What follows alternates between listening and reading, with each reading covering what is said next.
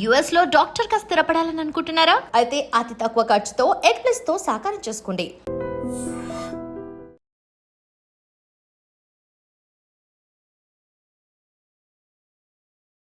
Hi hello నమస్తే welcome back to our channel. నేను మీ వైషు. ఈ శ్రావణ మాసంలో వరలక్ష్మి వ్రతం అందరి ఇళ్లలో జరుపుకుంటున్నారు. అయితే కొత్తగా పెళ్లి కాని వాళ్ళు అబ్బాయి అమ్మాయి కలిసి వరలక్ష్మి వ్రతం చేసుకుంటుంటే అసలు అలా పెళ్లి కాని వాళ్ళు వరలక్ష్మి వ్రతం చేసుకోవచ్చా? పెళ్లి కాని అమ్మాయిలు మాత్రమే కూర్చొని చేసుకుంటూ ఉంటారు, కానీ అమ్మాయి అబ్బాయి కలిసి ఫ్యూచర్లో పెళ్లి చేసుకోబోయే వాళ్ళు ఇట్లాంటి వ్రతాలు చేసుకోవచ్చా? దీని గురించి పెద్ద ఎత్తున వారే నడుస్తుందని చెప్పుకోవాలి. అసలు చేసుకోకూడదు, అలా ఎలా చేసుకుంటారని చెప్పేసి తిట్టేసుకుంటూ ఉన్నారు మొత్తం సోషల్ మీడియాలో.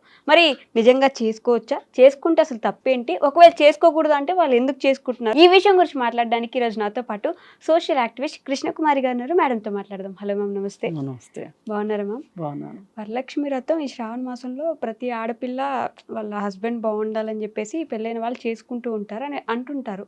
ఈ మధ్యలో ఈ సెకండ్ థర్డ్ వీక్స్లో పెళ్ళి కానీ మన సెలబ్రిటీ కపుల్స్ అందరూ కూర్చొని పెళ్లి చేసుకోబోతున్నాం కదా ఎలాగో అని వాళ్ళే ముందే పూజలు చేసేసుకున్నారు. దాని గురించి సోషల్ మీడియాలో అసలు ఎలా చేసుకుంటారు, దానికి ఒక తతంగం ఉంటుంది, ఇది ఉంటుంది, ఆ మాత్రం తెలియకుండా సెన్స్ లేకుండా ఎలా చేసుకుంటున్నారని పెద్ద ఎత్తున గొడవలు జరుగుతూ ఉన్నాయి. ఏంటి నిజం? అసలు ఎవరు చేసుకోవచ్చు, ఎవరు చేసుకోకూడదు, వీళ్ళు చేసుకుంటే తప్పేంటి? నేను ఎవరు చేసుకోవచ్చు, ఎవరు చేసుకోకూడదు, ఎలా చేసుకోవాలి అవన్నీ నాకు అసలు తెలియదు. నేను నమ్మను. కానీ ఈ మధ్యకాలంలో ఈ పూజల పేరుతోటి వాళ్ళ అంతస్తులు తెలియజేసుకోవాలి అనే ఒక ఆతృత మట్టుకు చాలా ఎక్కువైపోయింది. అక్కడ చిత్తం శివుడి మీద భక్తి చెప్పుల మీద అన్నట్లు ఏమాత్రం అసలు చిత్తశుద్ధి అనేది లేకోకుండా చాలామంది, అందరూ అని నేను అన్ను, చిత్తశుద్ధి లేకోకుండా పూజలు చేస్తున్నారు. మనకి సామెత కూడా ఉంది కదా, చిత్తశుద్ధి లేని శివ పూజలు ఏలరా, ఆచార్య శుద్ధి లేని ఆచారం ఏలరా అని చెప్పి మనకి సామెత ఉంది. అట్లా మరి ఏంటి అసలు దైవభక్తి ఉంది అనడానికి ఏంటి, లేదు అనడానికి ఏంటి? పైగా దాన్ని ఇట్లా ఎగ్జిబిషనిజం పేరుతోటి ప్రదర్శన వస్తువుగా భక్తిని చేయడం ఎంతవరకు కరెక్టు అనేది కనుక మాట్లాడుకోవాల్సి వస్తే, ఇది భక్తి ఉంది అనుకునే వాళ్ళకి వాళ్ళు సమాధానం చెప్పుకోవాల్సిన అవసరం ఖచ్చితంగా ఉంది. ఒకానొకప్పుడు ఒక ఊర్లో ఒక వినాయకుడి మండపం పెట్టేవాడు. ఊరు మొత్తానికి ఒకటే ఉండేది. ఊరు మొత్తానికి ఒకటే శ్రీరామును పందిరి ఉండేది. రాముడి పెళ్ళి ఒక చోటే చేసేవాళ్ళు. రాములోరి గుడి దగ్గరే పందిరులేసి చేసేవాళ్ళు. ఇప్పుడు అట్లా కాదు. ఇప్పుడు కులానికి ఒక చోట పందిర్లు వేసుకుని చేసుకుంటున్నారు. గుడున్నా లేకపోయినా రాముడి విగ్రహం పెట్టుకొని అంటే భక్తి అనేది ఒక రకంగా ఒక ఆధిపత్యానికి చిహ్నంగా తయారైంది. ఈ మధ్యకాలంలో గుడులు ఎక్కువగా కనిపిస్తున్నాయి. కొత్త గుడులు కడుతున్నారు. ఈ కొత్త కాలనీలు వస్తున్నాయి. కొత్త కాలనీ వచ్చిన ప్రతి చోట గుడి వస్తుంది. అంటే మనకి అర్థమయ్యేది ఏంటి అంటే, అక్కడ ఆ గుడి కోసం ఒక పాలక వర్గం, అంటే ఇండైరెక్ట్గా ఒక పెత్తనం. ఎవరు గుడికి డబ్బులు ఇవ్వగలుగుతారు? డబ్బులు సంపాదించే వాళ్ళే గుడికి ఇవ్వగలరు. ఇవాళ కొత్తగా డబ్బులు సంపాదిస్తున్న వాళ్ళు ఎవరు అంటే గనక రియల్ ఎస్టేట్ వాళ్ళు ఎక్కువ కొత్తగా డబ్బులు సంపాదిస్తున్నారు. అలాగే ఆస్తులు విలువలు పెరిగిన తర్వాత ఆ ఆస్తులు అమ్మినప్పుడు వచ్చిన డబ్బులను కూడా గుళ్ళకి విరాళాలు ఇచ్చేవాళ్ళు ఎక్కువ ఉన్నారు. ఇప్పుడు మనం ఈ కొత్త కాలనీలు ఏర్పడే దగ్గర ఈ రియల్ ఎస్టేటు చేసి కొత్తగా డబ్బులు సంపాదించిన వాళ్ళని చూసుకుంటే గనక వాళ్ళకి ఒక రకమైన పెత్తనం కావాలి. అంటే అది ఒక హోదాకి చిహ్నంగా భావిస్తున్నారు. దైవభక్తి కూడా ఒక హోదాతో కూడింది. దానివల్ల మనకు ఒక హోదా వస్తుంది, ఒక గుర్తింపు వస్తుంది. అంటే దైవభక్తిని దీనికి అడ్డం పెట్టుకుంటున్నారు అనేది అర్థమైపోయింది మనకి. ఇందులో మీకు అసలు రెండో మాట అక్కర్లేదు, అసలు సెసబెషలు అక్కర్లేదు. అంటే ఎప్పుడైతే ఈ విధమైన పెత్తనం గుళ్ళపైన వచ్చిందో, అలాగే భక్తి ప్రదర్శనగా అయిపోయిందో, దానికోసం ముబ్బడిగా డబ్బులు ఖర్చు పెట్టడం అలవాటైపోయిందో, మీరు తిరుపతి వెంకన్న స్వామి సంగతి చూడండి. ఎంతమంది అజ్ఞాత భక్తులు వాళ్ళు ఏం చేస్తుంటారు అంటే హుండీలో వేసేస్తూ ఉంటారు. అసలు అజ్ఞాత భక్తులే ఎందుకు వేయాలి? మామూలుగా ఒక భక్తుడు వచ్చి నేను 5 కోట్లు విరాళం ఇస్తున్నాను అని ఎందుకు చెప్పుకోలేరు? మీరు ఇవ్వాలనుకున్న ధర్మం చెయ్యాలనుకుంటున్నారో లేదు కానుక వెయ్యాలనుకుంటున్నారో హుండీలో, అది మీరు చెప్పుకోలేని సంపాదన అది. అంటే ఏ అవినీతి చేసి మీరు సంపాదించారు అంటే? నేను దాన ధర్మాలు చేసే వాళ్ళందరికీ, గుళ్ళల్లో డబ్బులు ఇచ్చే వాళ్ళందరూ అన్యాయాలు అక్రమాలు చేస్తున్నారని నేను అనను, ఎట్టి పరిస్థితుల్లో అనను. నాకు నిస్వార్థంగా పూర్తి దైవభక్తితో చేసే భక్తులు తెలుసు, దొంగలు తెలుసు. ఇప్పుడు తిరుమల తిరుపతి దేవస్థానం కిందకు వచ్చింది అనుకోండి, అక్కడ ధర్మకర్తల మండలి ట్రస్ట్ బోర్డు మెంబర్స్ అంటారు, అవి కొనుక్కోవడానికి రాజకీయాన్ని వాడుకుంటున్న వాళ్ళని చూస్తున్నాము, డబ్బులు వాడుకుంటున్న వాళ్ళని చూస్తున్నాము. ఆ డబ్బులు అక్కడ ఇచ్చి మెంబర్షిప్ కొనుక్కున్న వాళ్ళు రియల్ ఎస్టేట్ చేస్తూ మోసాలు చేసి చాలామందిని ప్రీలాంచ్ పేరుతోటి ఏడిపిచ్చి డబ్బులు కొన్న అతన్ని కూడా మనం చూసాము. ఒక అతన్ని ఇమ్మీడియట్గా ఒకళ్ళు కోర్టులో కేసేసి అతని మెంబర్షిప్ తీసేయించారు. అంటే ఇదంతా ఎందుకు చెప్తున్నా అంటే, అసలు భక్తిలో ఎప్పుడైతే డబ్బు వచ్చి చేరుతుందో, అంటే మా దగ్గర ఉంది, మేము దేవుడికి ఇవ్వాలనుకుంటున్నాం, ఇస్తాం, తప్పేంటి అని నేను తప్పు అనట్లేదు. దాన్ని నేను ఇచ్చేదాని గురించి నేను తప్పు అనట్లేదు. కానీ ఆ దేవుడికి ఇచ్చే డబ్బు నీకు ఎలా వచ్చింది అనేది ఒక నీ మనసుకైతే నువ్వు ప్రపంచానికి ప్రకటించక్కర్లేదు, నీ మనసుకైతే నీకు తెలుసు కదా. అంత దారుణం చేసి దేవుడికి వాటా ఇవ్వాల్సిన అవసరం ఏంటి? భక్తి సోషల్ మీడియా కోసం ఈ మధ్య పెరిగిపోయింది. భక్తి పెరిగిపోయింది. ఇప్పుడు గాలి జనార్దన్ రెడ్డి అని ఒక అతను ఉన్నాడు. అతను 18 కోట్లు పెట్టి ఒక కిరీటం చేయించి ఇచ్చాడు. ఇప్పుడైతే అది 100 కోట్లు అవుతుంది. ఆయన చూసి ఇంకొకళ్ళు చూసి ఇంకొకళ్ళు. ఇప్పుడు ఈ రాష్ట్రం మాజీ ముఖ్యమంత్రి గారు నాకు అధికారం వస్తే నేను ఇస్తాను అని చెప్పి అప్పుడు తీసుకెళ్ళి ఇచ్చారు. ఇవన్నీ ఏంటి అంటే, అసలు ఎందుకు దేవుణ్ణి ఇంత కానుకల రూపంలో ఎందుకు దేవుణ్ణి చూస్తున్నారు? దేవుడిగా ఎందుకు మీరు చూడలేకపోతున్నారు? మీరు మనుషులుగా ఉంటే దేవుడిగా చూస్తారు. ఇప్పుడు పాండురంగ మహత్యం అని ఒక సినిమా ఉంది. దానిలో పాండురంగుడు మట్టి తొక్కుతా అంటే ఎంత తన్మయత్వంతో ఆ మట్టిని తొక్కుతాడు అంటే, దాంట్లో తన కొడుకే పడిపోయి తన కొడుకు చనిపోయింది కూడా చూసుకోడు అనమాట.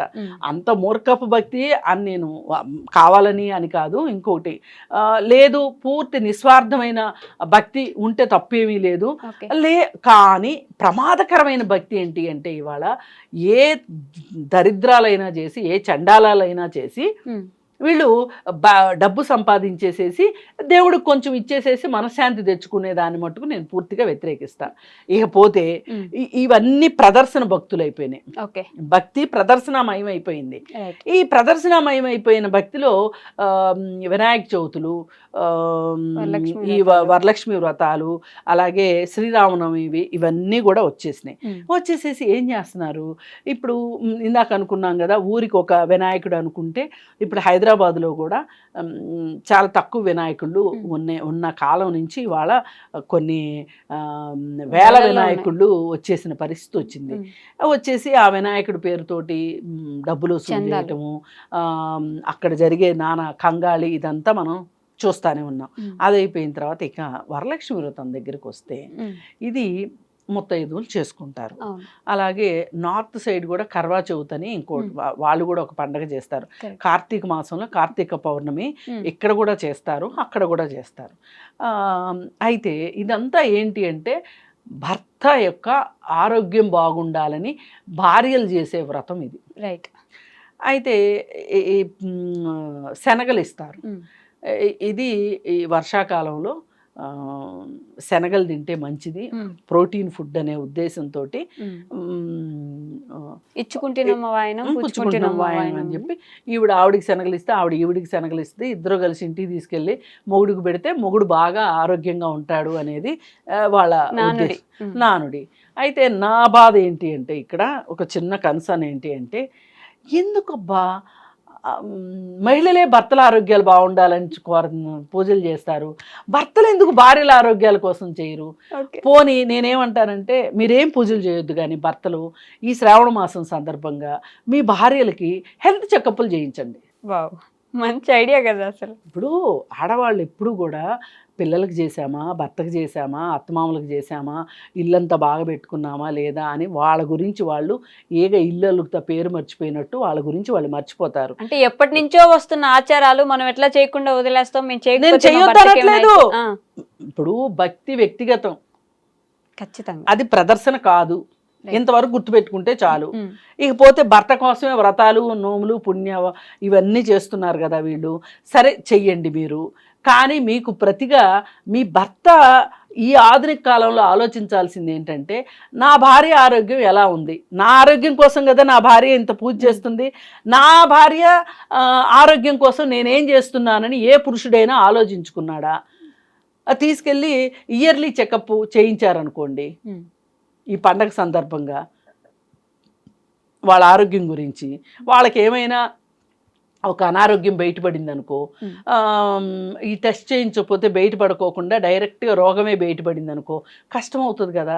అందుకని చెప్పి విధిగా ఖచ్చితంగా భర్తలు భార్యల కోసం ఈ మాత్రం ఆరోగ్యంగా, అంటే వాళ్ళు మీ ఆరోగ్యం గురించి చూస్తున్నారు కాబట్టి మీరు కూడా వాళ్ళ ఆరోగ్యం గురించే చూడాలి అనేది నా కన్సర్న్. సరే, ఇది అయిపోయింది. ఇంకా అసలు ఇప్పుడు సోషల్ మీడియాలో ఈ సెలబ్రిటీలు అనబడే మహిళామణుల యొక్క వాళ్ళు అప్లోడ్ చేస్తున్నవి చూస్తూ ఉంటే, మా ఇంటికి వచ్చిన 150 సెలబ్రిటీలు ఇచ్చుకుంటున్నాము వాయనం, పూచుకుంటున్నాము వాయనం, అందరి వీడియోస్ ఇవే ఉన్నాయి. అయితే ఇక్కడ మనం ఆలోచిస్తే గనక, నేను శాస్త్రాలు, ధర్మాలు ఇవన్నీ నేను మాట్లాడను కానీ, ఒక పెళ్ళి కానీ పెళ్లి చేసుకుందాము అనుకుంటున్న వాళ్ళు పూజ చేశారు అని ఈ సంవత్సరం చాలా ఎక్కువ విమర్శల పాలయ్యారు. అయితే ఇప్పుడు మనుషులకి వేచి ఉండే గుణం తగ్గింది. ఓకే, దానికి రిఫ్లెక్షన్ ఇది. ఆగట్లే ఎక్కడ. ఎందుకంటే ఈ సంవత్సరం పెళ్లి చేసుకున్నారనుకోండి, పెళ్లి చేసుకున్న తర్వాత వ్రతం చేసుకోవచ్చు, లేదు వచ్చే సంవత్సరం పెళ్లి చేసుకున్నారనుకోండి ఆ తర్వాత సంవత్సరం వ్రతం చేసుకోవచ్చు. కానీ ఈలోపే మిస్ అయిపోతే అసలు వీళ్ళు ప్లెజర్ని పోస్ట్పోన్ చేయడానికి ఇష్టపడట్లా. ఓకే, ఇది ఒక రకంగా డిజైర్ని పోస్ట్పోన్ చేయటం అంటారు. డిజైర్ అంటే మనకు ఒక ఇష్టం కలిగింది, ఒక కోరిక కలిగింది, దాన్ని పోస్ట్పోన్ చేయడం. ఈ డిజైర్ని పోస్ట్పోన్ చేయడము అనే ఒక విషయం, ఇది ఎంత పెద్ద పర్సనాలిటీ డెవలప్మెంట్ కాన్సెప్టో తెలుసా అండి? చాలా పెద్ద పర్సనాలిటీ డెవలప్మెంట్ కాన్సెప్ట్. ఒకసారి ఏం చేశారంటే, ఈ పర్సనాలిటీ డెవలప్మెంట్ క్లాసెస్ అది తీసుకునేవాళ్ళు చాక్లెట్లు ఇచ్చారు పిల్లలకి. ఇచ్చి మేము చెప్పే వరకు ఎవరు దాన్ని రేపర్ తీయకూడదు, దాన్ని ముట్టుకోకూడదు, దాన్ని తినకూడదు అని చెప్పి, ఎవరైతే అలా ఉంటారో వాళ్ళకి మేము ప్రైజ్ ఇస్తాము అని చెప్పారు. ఓకే, కానీ దాదాపు 80% మంది పిల్లలు చూపులన్నీ చాక్లెట్ మీదే, మనసంతా చాక్లెట్ మీదే. ఎప్పుడు వాళ్ళు ఎస్ అంటారా తినేయాలి అని కొంతమంది పిల్లలు, కొంతమంది అయితే అంతసేపు ఆకలేక తినేసిన పిల్లలు ఉన్నారు. కొంతమంది మాత్రమే, ఒక 20% మంది పిల్లలు మాత్రమే వాళ్ళు చెప్పిన సూచనల ప్రకారం తినకోకుండా ఆగారనమాట. ఇది దేనిని సూచిస్తుంది అంటే వాళ్ళ కమిట్మెంట్ని సూచిస్తుంది. వాళ్ళకి ఒక ఎక్స్పీరియన్స్, వెయిట్ చేయగలిగే కెపాసిటీని బిల్డప్ చేస్తాయి. ఇప్పుడు పులి ఉంది చూసారా, అది వేట కోసం కొన్ని గంటలు మాటు వేస్తాయి. నువ్వు ఒక కార్యక్రమం నిర్వర్తించాలి అనుకుంటే, ఒక లక్ష్యాన్ని చేరుకోవాలి అనుకుంటే నీకు వెయిట్ చేయగలిగే కెపాసిటీ కూడా ఉండాలి. అది ఈరోజు యూత్లో లేదు. దానికి సూచికే ఈ వరలక్ష్మి వ్రతంలో ఎవరైతే పెళ్లి చేసుకోకుండా వ్రతం చేసుకున్నారో అది కూడా అంత హంగు అంత ఆర్భాటాలు. హంగు ఆర్భాటాలు అది సోషల్ మీడియాలో పెట్టడం. ఇది చూస్తే మనకి అంటే ఒక చిన్న ఇంత పెద్ద కాన్సెప్ట్ వెనక దాగుంది. ఇది ఇది మన మన క్యారెక్టర్ని చెప్తుంది. ఈ విషయానికి వస్తే సరే, మీరు పూజ చేసుకున్నారు, బాగానే ఉంది. ఈ పూజ ఎందుకు చేశారు మీరు అసలు? మీ సంతోషం కోసం చేశారా? మీ హోదాను చూపించుకోవడానికి చేశారా? మీరు ఎంత ఖర్చు పెట్టారు అని చూడటానిక? మీరు ఎన్ని పువ్వులతోటి అలంకరించారు అని చూపించుకోవటానిక? ఒకప్పుడు బాగా పెద్ద సీనియర్ యాక్టర్స్ ఎవరైతే ఉండేవాళ్ళో వాళ్ళు మాత్రమే ఇలా చేసేవాళ్ళు కానీ అప్పుడు ఈ సోషల్ మీడియా లేదు కాబట్టి పెద్ద చూపించేవాళ్ళు ఎక్కడ తెలిసేది కాదు, కానీ చేసేవారట. అయితే ఇప్పుడు మట్టుకు చిన్న చిన్న జూనియర్ ఆర్టిస్టుల దగ్గర నుంచి, అలాగే టీవీ ఆర్టిస్టుల దగ్గర నుంచి, సినిమాల్లో ఆర్టిస్టుల దగ్గర నుంచి అందరికీ ఇది ఒక సంతలాగా అయిపోయింది. ఇది ఒక ప్రదర్శన అయిపోయింది. పదే పదే నేను ప్రదర్శన అనడం వెనకమాల నా ఉద్దేశం ఏంటంటే, మీరు భక్తిని ప్రదర్శనకి పెట్టకండి. మీరు భక్తితో ఉండండి. ఎందుకంటే భక్తి మీ వ్యక్తిగతం. అది మీకు సంతోషాన్ని ఇస్తుంది, మీకు ఒక స్వాంతాన్ని ఇస్తుంది, మీకు ఒక ఓదార్పుని ఇస్తుంది భక్తి అనుకుంటే భక్తిలో ఉండండి. కానీ మీ డబ్బులు చూపించుకోవటానికి, మీ హోదాలు చూపించుకోవటానికి, మీ హంగు ఆర్భాటాలు చూపించుకోవటానికి, ఒక వరలక్ష్మి వ్రతం కోసం 5 లక్షలు ఖర్చు పెట్టాను, 6 లక్షలు ఖర్చు పెట్టాను, 10 లక్షలు ఖర్చు పెట్టాను, 15 లక్షల నగ కొనుక్కున్నాను, ₹1,00,000 చీర కొనుక్కున్నాను, ఇవి చూపించడం మట్టుకు చాలా చాలా చాలా చాలా తప్పు. అది దాన్ని భక్తి అనరు, ప్రదర్శన అనే అంటారు. పైగా వినాయక చవితి అప్పుడు కూడా అంతే, పూజ చేసేసి హడావుడిగా ఒక గ్రూప్లో ఫస్ట్ ఎవరు పెట్టేశారు, ఏమేం పువ్వులు పెట్టారు. ఈ మధ్య లోకల్గా దొరికే పువ్వుల కంటే కూడా ఫారిన్ పువ్వులతో పూజలు చేయడం చాలా ఎక్కువైపోయింది. ఇప్పుడు పెళ్ళిళ్ళలో కూడా ఫారిన్ పువ్వులే ఎక్కువ వాడుతున్నారు, లోకల్ పువ్వులు వాడట్లా.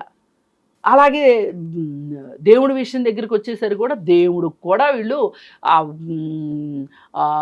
వాసన సుగంధము ఏమీ అక్కర్లే, ప్లాస్టిక్ పువ్వులు లాంటి పువ్వులతోటి, ఫారిన్ పువ్వులతోటి వీళ్ళు పూజలు చేస్తున్నారు. అంటే హోదాని చూపించుకుంటున్నారు ప్రతి చోట. మొన్న ఒకరైతే చెప్పారు, ఒకళ్ళ ఇంటికి వెళ్తే దాదాపు 7-8 లక్షలు ఖర్చు పెట్టి పూజ చేశారండి వాళ్ళు, వరలక్ష్మి వ్రతము అని చెప్పారు. చెప్తేనన్నా వాళ్ళు రియల్ ఎస్టేట్ చేస్తారా అన్న, సింపుల్గా అవునండి అన్నారు. ఈ మధ్య రియల్ ఎస్టేట్ చేసే వాళ్ళకి, ఈ మధ్యన కాదు అసలు ఎప్పుడు ఉందా జబ్బు. అంటే వాళ్ళైతేనే ఇంత అడ్డదిడ్డంగా ఖర్చు పెట్టగలరు. ఫార్మాస్యూటికల్ వాళ్ళు ఒకళ్ళు క్లాస్ 1 కాంట్రాక్టర్స్ అని చెప్పుకుంటారు, క్లాస్ 1గా స్మూత్గా దోపిడీ చేస్తారని అర్థం. అలాగే ఈ లిక్కర్ వ్యాపారస్తులు, ఇట్లాంటి వాళ్ళకి ఇబ్బడి ముబ్బడిగా డబ్బులు ఉంటాయి. ఇప్పుడు ఒక ఎంప్లాయీ ఉన్నారనుకోండి, ఒక చిన్నపాటి వ్యాపారస్తులు ఉన్నారనుకోండి, ఒక కిరాణా షాప్ మెయింటైన్ చేసే వాళ్ళు ఉన్నారనుకోండి, వాళ్ళకి ఎక్కడి నుంచి వస్తాయి అన్ని డబ్బులు? అందుకని దయచేసి మీ భక్తి వ్యక్తిగతం, భక్తిని భక్తిగా చూడండి, భక్తి శ్రద్ధలతో, భక్తి ప్రపత్తులతో ఉండండి తప్పితే ప్రదర్శనలతో ఉండొద్దు అని చెప్పి చెప్పవచ్చు. ఇప్పుడు ఏమవుతుందంటే వీళ్ళు ఈ సోషల్ మీడియాలో పెట్టడం వల్ల శక్తి ఉన్నవాళ్ళు శక్తి లేని వాళ్ళు కూడా పూజలు చేయాలని చూస్తున్నారు. ఇవాళ చాలా కింద స్థాయి వర్గాల్లో కూడా ఈ పూజల ఇది చాలా ఎక్కువైపోయి భరించలేని ఖర్చు ఎక్కువ అవుతుంది. పైగా పనిగా ఇంకొక మాట, ఈ బొడ్రాయి పండుగలు అని జరుగుతున్నాయి. ఈ బొడ్రాయి పండుగలు జరగడం వల్ల ఏమవుతుంది అంటే ఒక్కొక్క ఊరు వాళ్ళు ఒక్కొక్కసారి చేస్తున్నారు. ఆ ఊర్లో వాళ్ళందరూ ఎక్కడెక్కడ ఉన్న పిల్లలు, ఎక్కడ ఉద్యోగాలు చేసే విదేశాల్లో ఉండే వాళ్ళు కూడా వస్తున్నారు బొడ్రాయి పండుగలకి. వచ్చి వాళ్ళు బట్టలు పెట్టుకోవటాలు.